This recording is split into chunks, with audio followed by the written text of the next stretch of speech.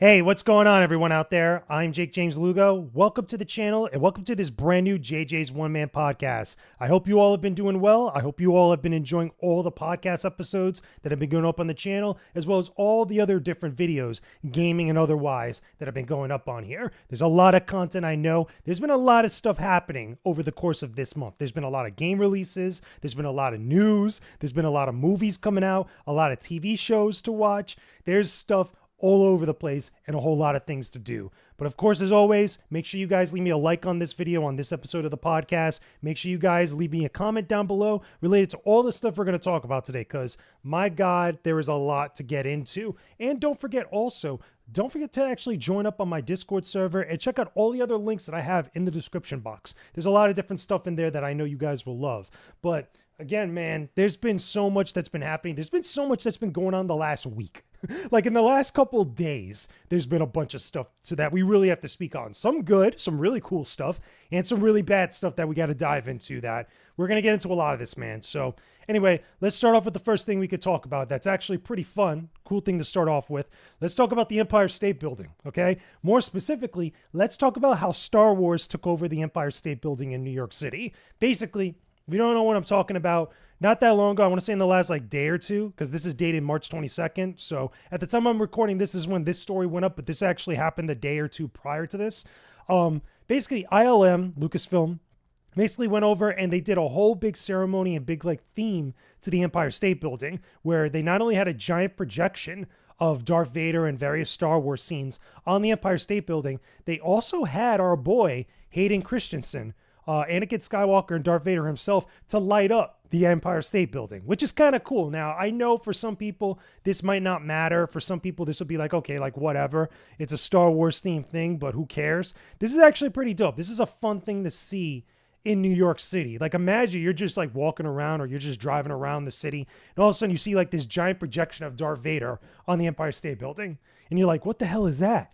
But just overall, again, this is just fun. There's a lot of prequel love, a lot of Hayden Christensen love going on right now for Star Wars fans and for pop culture in general. We've had the stuff with Entertainment Weekly doing their whole kind of anniversary of the prequel trilogy. We've had obviously Hayden Christensen in the Ahsoka show. He's been doing a lot of press, been going to a lot of conventions. He's getting a lot of love right now, and it's just a lot of cool stuff to see. To me, this is just something that's just a nice feel-good story that everybody can enjoy, because let's face it, there's been a lot of crazy stuff going on in the world over the last, half a year, longer than that. So little things like this, I feel are good to highlight, because in the midst of all the bad stuff, we still have those good nuggets to hold on to and to enjoy and to keep us going. You know what I mean? And for me as a Star Wars fan, and for many other Star Wars fans out there, this is just something cool. This is just something interesting. So let me know your thoughts about the Empire State Building getting all taken over by the Empire. They had cosplayers there, by the way. People dressed up as stormtroopers, as Darth Vader, droids, and the whole thing.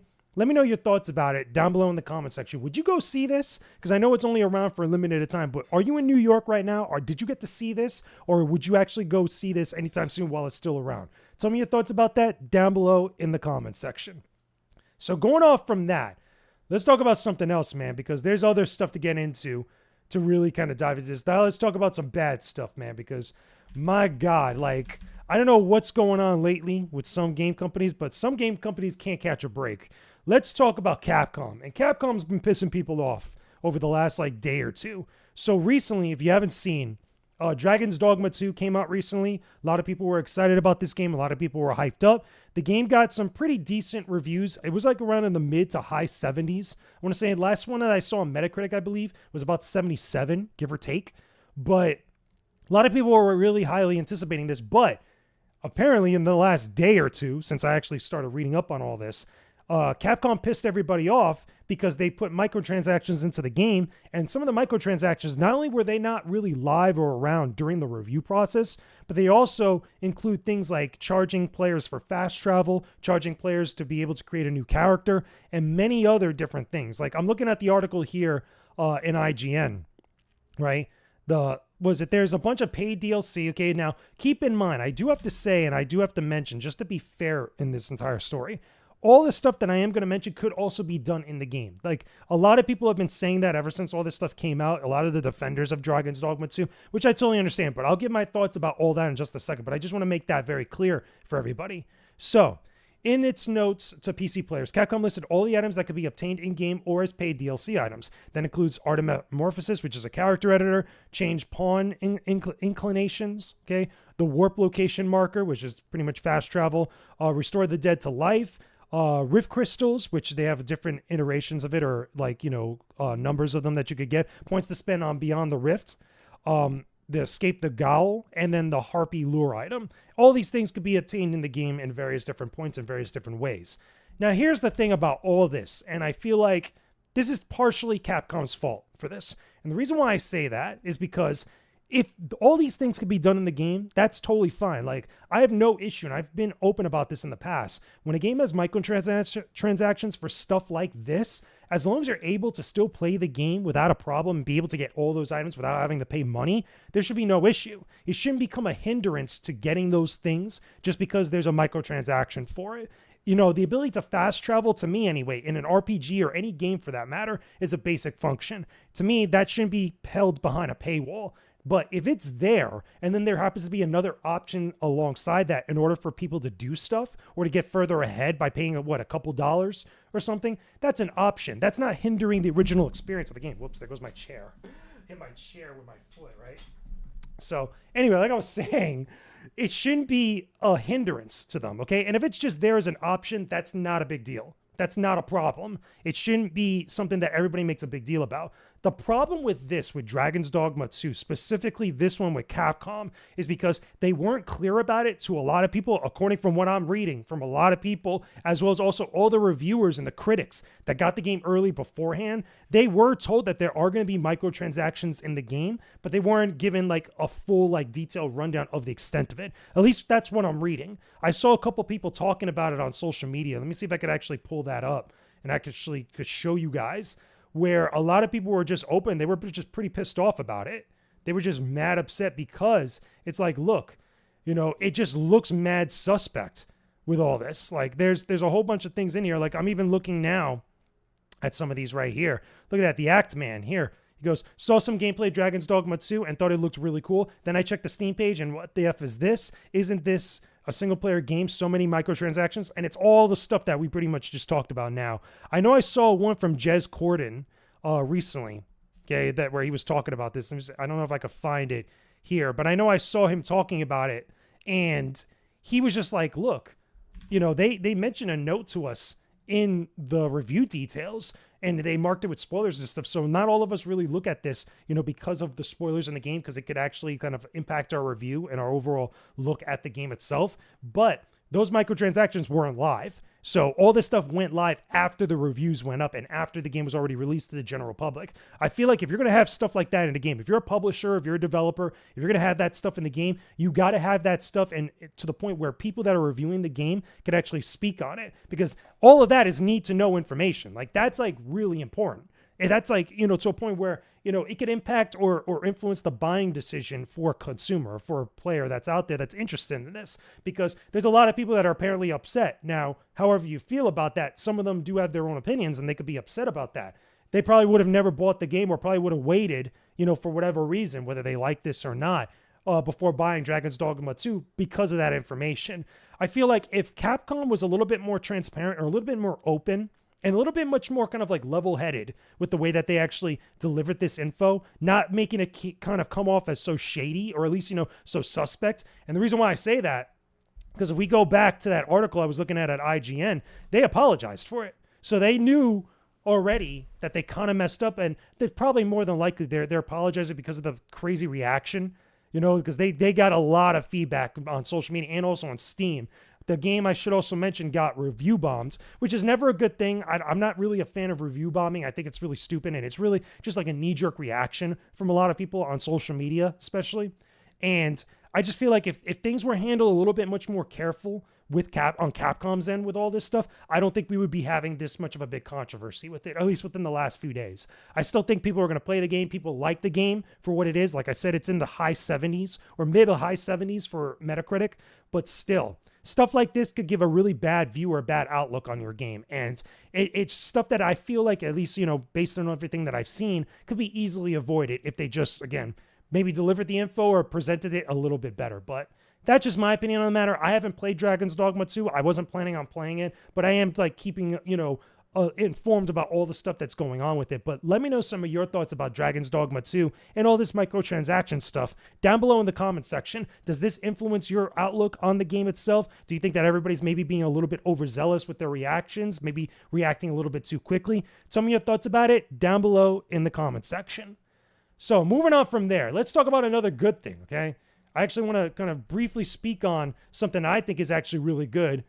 X-Men 97, because let me tell you all about X-Men 97, okay? X-Men 97 is dope, okay? I got to watch the first 2 episodes, the premiere. I didn't get early access to it like a lot of other people did on various social media and other outlets did, but I did watch the 2-episode premiere on Disney Plus when the actual show dropped for everybody. And I'll tell you right now, despite the controversy and all this other crazy stuff that was going on with the showrunner, X-Men 97 is really good. The writing is awesome, really, really clever, and they're really diving deep into a lot of drama, pulling from a lot of different sources of like really big X-Men stories from the comics. The animation, even though I did feel it had a few hiccups here and there, still looks pretty darn good. The characters between Cyclops, between Storm, Magneto, who I feel like is like an MVP in episode 2 of this premiere for this series. Like, all the characters get their due. Everything is really awesome. But more than anything else, right?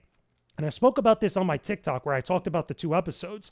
The story that they're doing feels very, very good because it picks up right after the ending of X-Men the Animated Series. Like, it almost doesn't skip a beat. It feels like all the stuff that happened in X-Men, the finale for that actual animated show, happens like, a week maybe at max prior to this show starting up. It just feels like that, where there's like a seamless transition and we're just going into whatever happens next.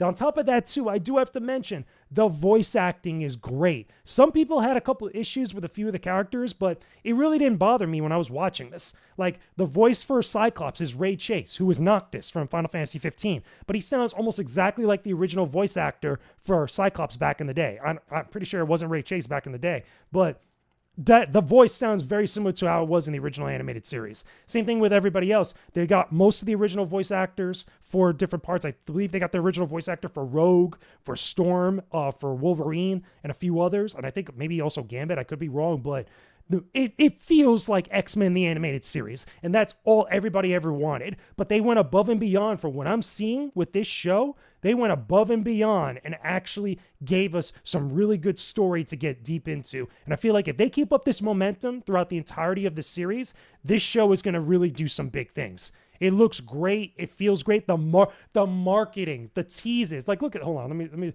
if I can pull up a picture. The actual thing, because I see it here. Let me see. Can I actually pull up a picture of the actual market, the photos here? Look at that. Well, I mean, it's a little small, but like the marketing for this has been awesome. Like, look, they're really playing up the nostalgia factor with all this stuff.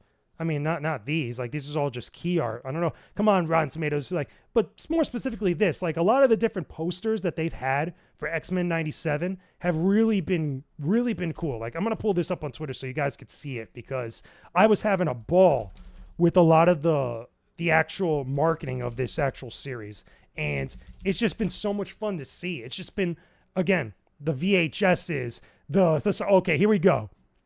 Here, look at this. I mean, I'm not going to play the video, but like, look at this. Like, they're pulling out like those old Windows computers, Windows 95, Windows XP computers, to actually talk about, like, hanging out in school and doing the different trailers and stuff. Like, oh my God, this is fun. Where's the one? There was one that I saw with the BoomTube TV.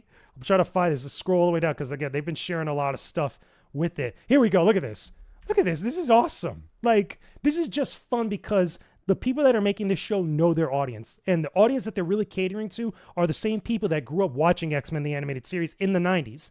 And that's just what we wanted. It's just fun. It's goofy for some people. Definitely like the humor and some of the other outfits and styles and other things in the show itself are definitely a little bit dated for some people. But if you're into X-Men, especially if you're into X-Men the animated series, or watched any of those Marvel shows that were like on Fox, was it Fox Kids or the Fox Box? It's really Fox Kids back in the day. This is right up your alley. Like, they couldn't have done this any better. And so far, if they keep up, like I said, if they keep up the momentum with this show, with the storytelling, this show is going to be amazing. But those are just my thoughts on it. I know I'm splurging a little bit and like really praising the show, but if you haven't watched it yet, I highly recommend that you do, because I think it's a great watch so far. This is definitely one of those good things to see on Disney Plus right now. But those are my thoughts on it. Let me know your thoughts about all this down below in the comment section. Are you checking out X-Men 97? Have you watched the first 2 episodes? Are you hyped up for episode 3? Talk to me about all that stuff down below in the comments. So, moving on from there, let's talk about another thing that's a little bit Disney related. You know, really Disney related, but Star Wars related. I do want to speak on it a little bit because this did come out recently. Let's talk about the trailer for The Acolyte. Now, The Acolyte, I have a lot of thoughts on this, okay, about the trailer, because we finally got an official reveal and look at this actual series, which is only about 6 or 7 episodes, but there's some information that came out about this that I wasn't really happy about, right? My biggest issue with The Acolyte, but before I even get into that, let's talk about the trailer itself, okay? I'm not going to run the trailer here because, again, we're copyright and everything. But basically, I like the tone of the trailer. I like the presentation, the overall look of The Acolyte. I feel like it's pretty darn good. I feel like the way things look, this takes place about 100 or so years prior to the beginning of the entire saga, which is episode 1, The Phantom Menace. Prior to all that stuff. This is like towards the end of the High Republic, getting into like the fall of the Republic, which is when the Phantom Menace happens. So we don't have any of the Jedi that we really know from the prequels, from episode 1 onward. We do know that in the High Republic, we do have characters like Yoda who are still around, because Yoda's been around for a long time. However, most of the other Jedi Council members that we know from those movies are not around, because this is still so early beforehand.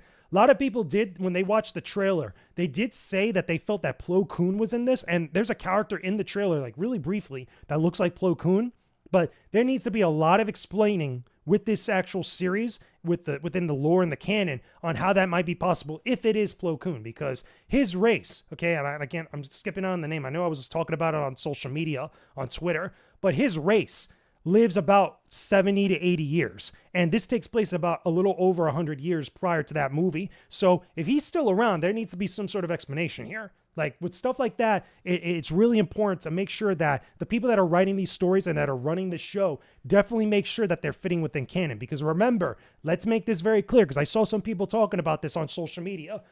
Disney cares about the canon, at least to a point, right? They made it very clear a while back when they first bought Lucasfilm that everything that they were doing was going to be canon. They made sure that to reassure people that canon was a big deal to them. So outside of the stuff with the comics and the books, which I feel like have been thrown away, for a while now, ever since Dave Filoni did the thing with the Book of Boba Fett, where he pretty much contradicted something that happened in the comics, the newer comics. I feel like the canon for those books has been kind of like, shoved to the side. But the stuff with the series, with the movies, with the cartoons, that stuff is important. And if there's stuff in these movies and in these other shows and projects that are stating certain things that are within that canon, you have to adhere to that. You can't really contradict that. That's a very, very big deal. This is why so many people got upset about Obi-Wan Kenobi, that series, with everything going on with Reva and a few other things with that series. That's a whole other conversation we won't get into. So with stuff with Plo Koon, you got to make sure you explain that. But then there's something else. That's another big thing that this series needs to explain, okay? This idea about the Sith, right? So this show, The Acolyte, was pitched like a mystery / action, drama and stuff, where it's going to involve, or at least focus a little bit more on the dark side / Sith. But it doesn't seem like that's to be the case originally, compared to what it was originally, where things seem to have pivoted a little bit, from a lot of places I've been reporting, okay? But this idea that there's a Sith running around and the Jedi know about it is contradictory to what we see in the Phantom Menace. If this is something that's been popping up over the last couple weeks that people have been talking about. The Sith haven't been seen for millennia. This is something that's said by Ki-Adi-Mundi in The Phantom Menace. That's a big deal. It's in the movie. You could go find it. It's the first time when Qui-Gon and Obi-Wan are at the Jedi Council, and he's talking about how he ran into a Sith, or he believes he ran into a Sith.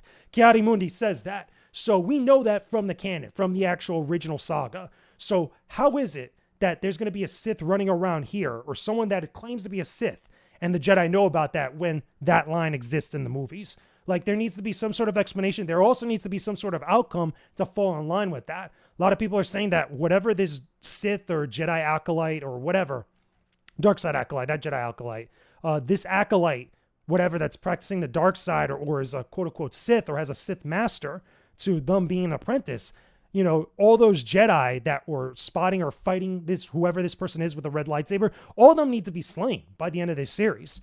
Like, stuff needs to fall in line here, because when you start to do things like that where it doesn't have, you know, any sort of like lining up with those movies, you start to really mess around with the canon, and you really start to show that your fan base that follows this stuff and cares about this stuff, that doesn't matter. And you're going to really affect, you know, their passion for these actual shows. You're going to cause them to not want to watch it, because it's like, okay, if you're going to start doing stuff like that, what's the point of investing into all this time and this effort and this care about it? Because the books and the movies are one thing, like I said, but the shows and the movies are an entirely different story. Like, you can't be contradicting stuff like that. So this show, like I was saying on Twitter, like I was saying on TikTok when I reacted to it, this show has a lot to prove.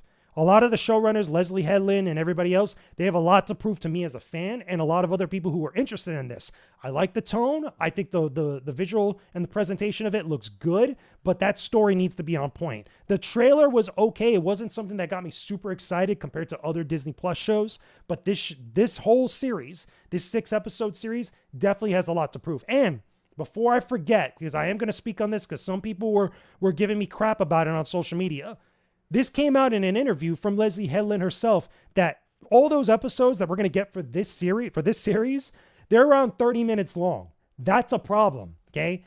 Let me make that clear. That's a major problem, because for the longest now, for all the different Disney Plus shows, for Star Wars, and even for the Marvel shows with Disney Plus, we've been very vocal as fans. We want longer episodes. We don't want 30, 25-minute or less than 30-minute episodes. Because right when things feel like they start to get good, it's over. And this is a limited series. This is like 6 episodes. So you mean to tell me you're going to get like, you know, a few more episodes that maybe are more than 30 minutes like that? I mean, we've had big shows in other networks and other places, like Shogun, like House of the Dragon, like Reacher. Like, there's many other shows out there that have like hour-long episodes, 45 minutes sometimes, hour-long, hour and a half. Those are shows that people are getting behind and are really enjoying, because they feel like they're getting a lot of time and investment out of it, or getting a lot out of their investment. You know, things seem to be going well for them, and people are really enjoying those stories. There's a payoff to all that stuff and all that time that you're investing into it. 30 minutes, it doesn't really feel like that. This isn't like an animated show like The Bad Batch or like Rebels, where not only is it catered more to a younger audience, but there's a lot more episodes to those shows. It's one thing to have like a 25 to 30 episode series where every single episode is 30 minutes, but look at all those episodes you're getting, all that time that you're getting from that. 6 episodes, 30 or around 30 minutes a pop. I mean, come on now. Come on now, man. Like, it's silly to me. This is the same problem that we had with many of the other Marvel shows, which some of them were all over the place. The Mandalorian season 3 had this same issue. It's like, come on, we gotta do better than this. Okay, I've been saying this for the longest time. I know there's many other places that review different Disney Plus shows, different TV series that have been saying the exact same thing. You can't be having 30-minute episodes for a live action series like this, especially a limited live action series. You got to do better than that. You know, Leslie Headland and everybody else, the executive producers, all these other people, you guys have to have done better than that. These episodes better be like the greatest thing ever. Like, I should be walking out of them super hyped up and excited if you're going to have them this short. But even then, like, you got to give us longer episodes. But regardless, though, those are my thoughts about all of this stuff. I'm still going to watch The Acolyte. I still think The Acolyte is interesting to at least, you know, get me to watch it week to week. This is going right alongside The Bad Batch, which is in its final season. But there's a lot of good stuff that I'm looking forward to. The Acolyte's coming out in June. Again, I want to see what this show is all about, because based off that trailer, I'm interested, but I'm not super hyped. But those are my opinions about The Acolyte. Let me know some of your thoughts about it down below in the comment section. Are you going to watch this on Disney Plus? What did you think about the trailer? Do you think the 30-minute episodes are a good or bad thing? Tell me all your thoughts about this down below in the comment section. So, let's move on. Let's move on to my final topic here because, man, this is going to be the big one that's like bad enough that I feel like, I don't know what's up with this website, okay? Hold on, let me take an extra thing of water because, my God, man. I don't want to choke when I'm speaking on this because, my God. Let's talk about Kotaku again because we're going to have to. Okay, I know a lot of people don't like talking about Kotaku and like, I get it. I totally get it, guys. But the problem is, though, stuff keeps happening with Kotaku and we got to talk about this. So recently, within the last day, at the time I'm recording this, so yesterday, this came out. The Kotaku editor-in-chief resigned from Kotaku, straight up, like plain as day. This came out, this was announced by her on social media, so I'll go through a little bit of the story. This is originally, I saw this on Aftermath. This was the first place that I saw it there, but then a bunch of other places, including GamesIndustry.biz, started, reporting on it after this came out. So, Jen Glennon, okay, who was the editor-in-chief at Kotaku, after Patricia Hernandez was fired back in August, she took over for Patricia. She recently sent in a letter of resignation, okay, and she gave it to everybody. She let everybody know that she was resigning from Kotaku. She comes out in the letter and goes, after careful... oh my God. See, I don't want to choke with this.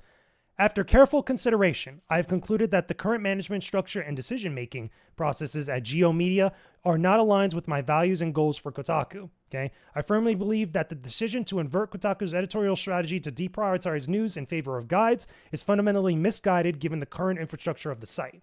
And it goes on to say more stuff. But basically, the main gist of this is that Geo Media, the parent company of Kotaku, they own Kotaku and many of their other sister websites. They wanted the people that are working there now, they're like 7 or so writers that do all the news and everything else with Kotaku. They want them to pivot to making guides. Now, there's a couple reasons for this. First off, a lot of people were not happy about that. As you could tell, the editor-in-chief resigned over this because Kotaku has been known to do news stuff. They've been one of the places for years that have been breaking news and have been doing other stuff. Really not because of the website itself, really because of individuals like Jason Schreier, Steve Titillo, Brian Crescente. A lot of those people that were at Kotaku were helped build Kotaku.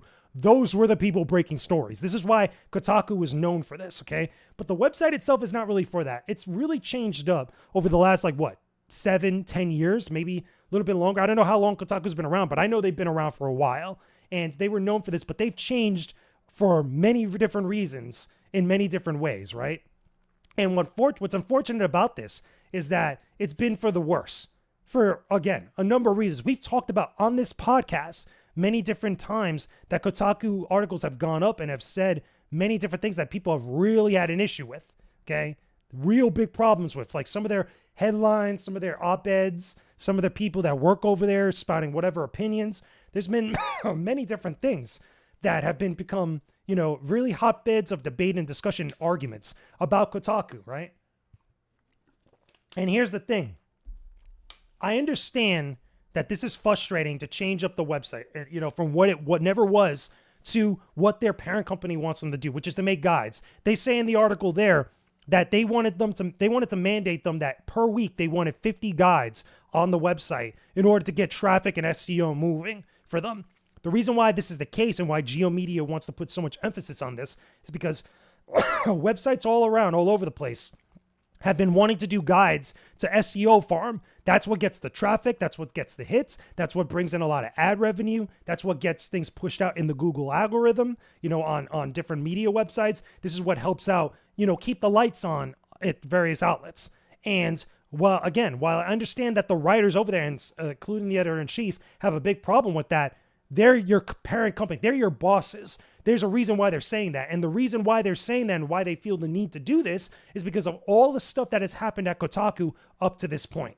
We literally talked about, not that long ago, their big problem with Nintendo. If you guys don't remember this happened a couple months ago, if not a little bit longer. They had the issue where they were blacklisted by Nintendo. They had a problem where they were talking about the stuff with emulators and piracy for other games. Kotaku is the outlet that published a story telling people about going to pirate the new Legend of Zelda game. Why do you think Nintendo was so pissed at them? We talked about that on this podcast.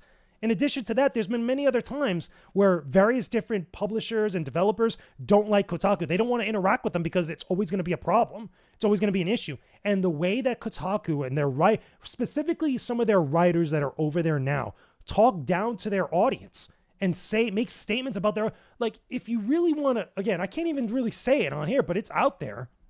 Like, go look at some of the stuff that was put out there by some of these Kotaku writers. Like, look at it. Like, I don't even need to say anything. And you mean to tell me, like, people are not going to have a problem with that? Let alone anything else that's come up that people have had issues with over the last couple of years. I mean, look at all this stuff. All this news came out, right? A lot of people had many different opinions about it and stuff. Like, look, even Legacy Killer, I know he's been talking about this for the longest time. You know, there's been many other people in the industry, Nick Calidera, who used to be at The Escapist, talking about all this stuff. You know, a lot of people aren't really showing a lot of empathy to Kotaku for a variety of different reasons. But the reason why we've gotten to this point and why things seem so bad and seem so, tumultuous?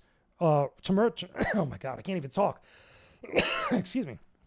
Tumultuous right now for Kotaku is because of everything else that has led up to this. You know, all the stuff that I mentioned, all the stuff that people are pointing to right now is the reason why it's gotten to this point and why probably Geo Media, like their bosses, feel the need to really change things up. If there's another thing that's an aspect to this that I actually saw Neon from CFTV talk about this recently, right? That I also think is a big part of their decision with Kotaku, with Geo Media specifically. If you remember not that long ago, there was a big article at Deadspin that got them in really big trouble, the website, where they ended up laying off a bunch of people. That was about this young kid that was at a Chiefs game, that he was like wearing the different paint and stuff. And they tried to say that he was doing blackface when he really wasn't. This is a young kid, right? They did this whole article basically slandering this kid's name when he's been to multiple games dressed as that because he's a football fan, you know, dressing up in the Chiefs colors. It was one side I think was black and then the other side was red or something like that. It was like multiple colors that he wears for the actual team's colors. And it was a young kid that wearing the whole Native American kind of like, you know, little kind of like headpiece and a whole bunch of other stuff. Known for doing this for a long time. But they wrote this article saying this about this kid and really tried to slander his name. So I believe it was the parents and a whole bunch of other people got upset about this. And they ended up like getting Deadspin into some really big legal trouble. And I feel like in order to avoid another situation like that, because of like the very volatile, the very hostile type of opinions that get spouted out there by some of these writers that work at some of these websites, you know, I feel like with Geo Media, trying to get them to get away from news and focus a little bit more on guides, not only is to help keep the lights on, but also to prevent any sort of like lawsuit and other like thing that might come up. Because I think this is a big deal to them where they don't want to get into legal trouble and then cause even more problems for a website that is probably struggling also to bring in funds for that actual company. Again, I don't know the specifics of it. I don't know the inner workings of Kotaku, let alone the inner workings of Geo Media. But that seems to be something that lines up because Deadspin is another website that's owned by Geo Media. And they just got sold after all that. They just got sold to another company. So when Neon bringing that up, it kind of makes sense to me because it's like, okay, hold on. If I was the owner of a website, okay, if I didn't work there, if I wasn't into editorial, if I was a business person only caring about numbers and all this stuff, and I see all these things happening with my website that I own, and people have this perception of it, and I saw this other thing happen to another website that I own as well, if I'm going to really kind of take charge and like try to avoid issues like that and make things better and turn it around, obviously I'm going to take actions that prevent that, getting away from news itself, while also focusing on something that is proven at other outlets to be bringing in money and bringing in relevance. The reason why companies like guides so much is because they really do a lot of good stuff for SEO. Look at IGN. IGN makes the majority of its money and the majority of its traffic from guides. That's why they put so much emphasis on guides. This has been a thing for a long time now. This is nothing new.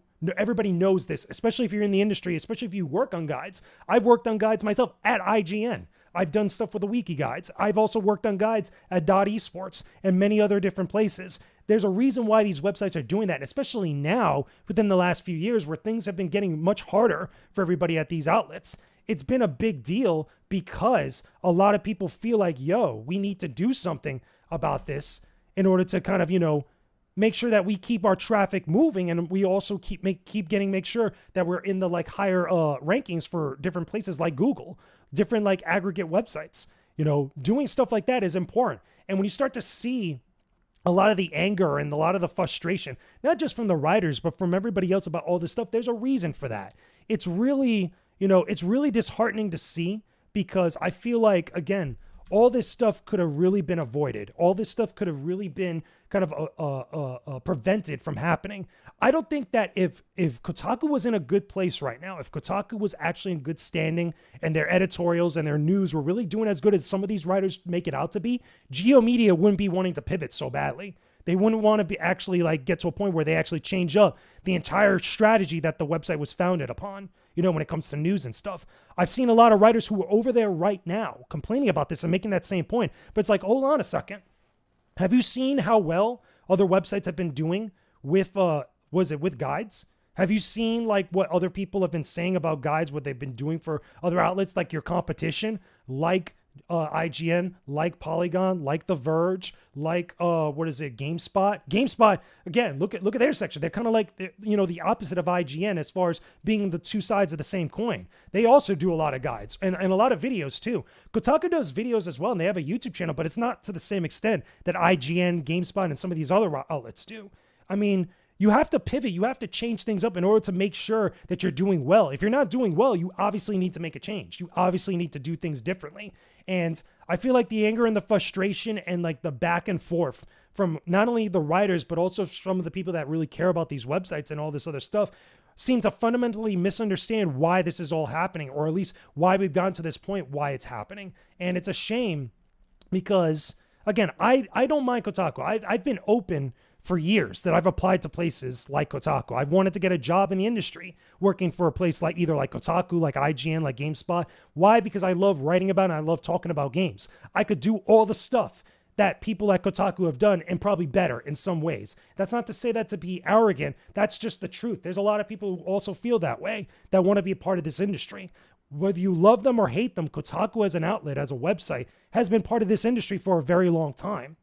So to see stuff like this happening and to see like such of like, this weird kind of like lull state that some of the people over there seem to be in about this, it's shameful. It sucks to see. I don't want people to lose their jobs, but the reason why they're in such dire straits is because of everything else that's happened beforehand. The problems with arguing with your audience, like talking down to your audience, I think is one of the worst things you could do. I've said this many times on all the times that we've spoken about Kotaku itself, whenever there was a story that popped up about them.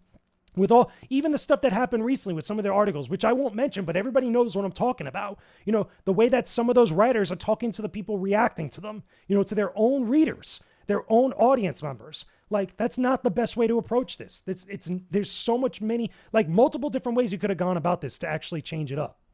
Now, in all fairness, to be real about all this, okay, because we have to talk about the flip side of it, right? While guides are definitely something that the writers shouldn't be kind of like all up in arms about when it comes to doing content to really kind of make things better. I will say though, as someone who has written guides, long form and short form guides, 50 guides a week is way too much. 50 guides a week is a little bit ridiculous.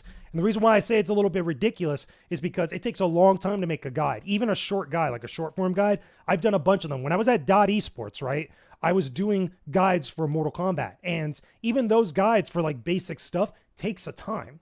Like you can't, I would be more lenient with a lot of the stuff that Geo Media is demanding or kind of like mandating on Kotaku to really do. If it was like 20 to 25 guides a week, and 25 is really pushing it. So like half that amount, because I know how long it takes to do guides. Even if you get someone to do like 5 guides a day, which is a lot, right?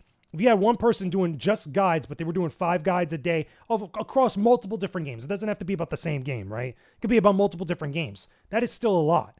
I think that if you had it where I used to do like maybe 1 to 2 guides a day, if I was doing multiple guides, that's a lot in of itself. But still, if you have like 8 hours that you're working, like you could probably figure it out and try to make things work. But 50 guides a week is a lot, and it's a lot of stuff to get done. And I understand the frustration for some of those writers over there where if they're just doing nothing but news, if they've been doing news for years and have been doing it for Kotaku for a long time, I get it. It sucks and it's annoying to see something like that, and it feels like the people that are your bosses don't understand why you're there. I get it, okay? But again, I go back to the reason why we're in this point to begin with. We're in this spot to begin with is because of all the stuff that has happened with Kotaku beforehand. All the articles, all the backlash, and all the different kind of back and forths and arguments and perception of that website.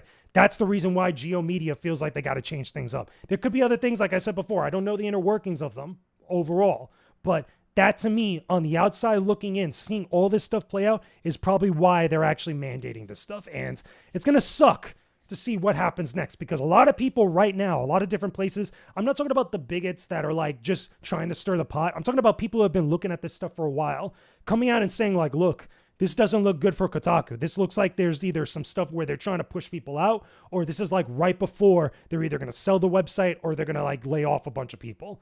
That sucks to hear. And if that's the case, that's coming down the line, I don't think everybody is prepared for it, regardless of how you feel about it. It's a shame to see stuff like this happen, but you know, how can one feel a lot of empathy when there's been a bunch of other like lead steps and breadcrumbs that have led up to this? You know, I leave that up to all of you to decide. I think it's a very crappy conversation to have. I don't want anybody to lose their jobs. I want everybody to land on their feet. I want everybody to be okay. But, you know, what am I going to say? You know, what can anybody say at this point with Kotaku? We'll see what happens over the next couple months, but it is what it is by this point. So those are my thoughts on everything that's happened with Kotaku right now with their editor-in-chief leaving. Again, the second editor-in-chief to leave since Steven Totilo.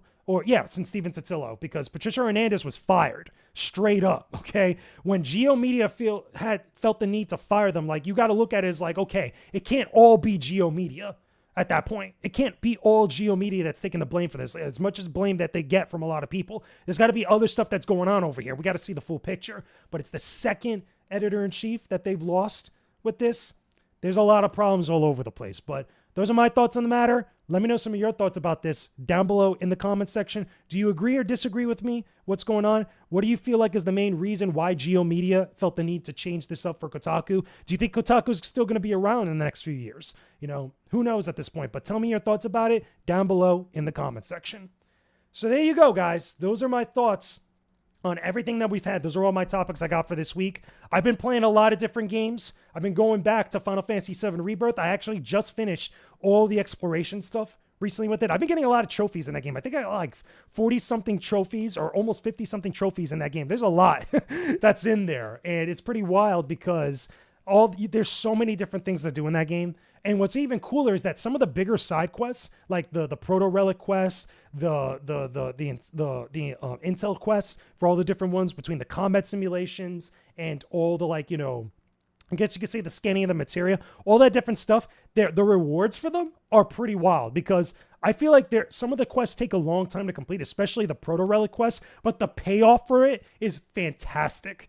You get so many battles, you get cutscenes, you get plot stuff. It's really, really, really cool. And I'm telling you right now, regardless of how you feel about Final Fantasy VII Rebirth or Remake in general, this game, Rebirth, is definitely in the conversation for 2024 Game of the Year. Straight up. There's been a lot of games coming out this year. We've had just recently Rise of the Ronin. We had Dragons Dogma 2 not that long ago as well. It's been interesting for this year. We had Tekken 8 this year, obviously. Mortal Kombat 1? No, Mortal Kombat 1 was last year. So, again, I'm running through this. We've had a number of different games come out ever since the beginning of this year. But 2024, a Game of the Year conversation starter is definitely Final Fantasy VII Rebirth. I've had so much fun. I put so much time into it. I'm way over 50 hours at this point with this game. And I'm pretty sure I'm going to get a little bit more because I want to go back and do all the other side quests, like the green side quests, not the proto relic ones, because I'm done with those.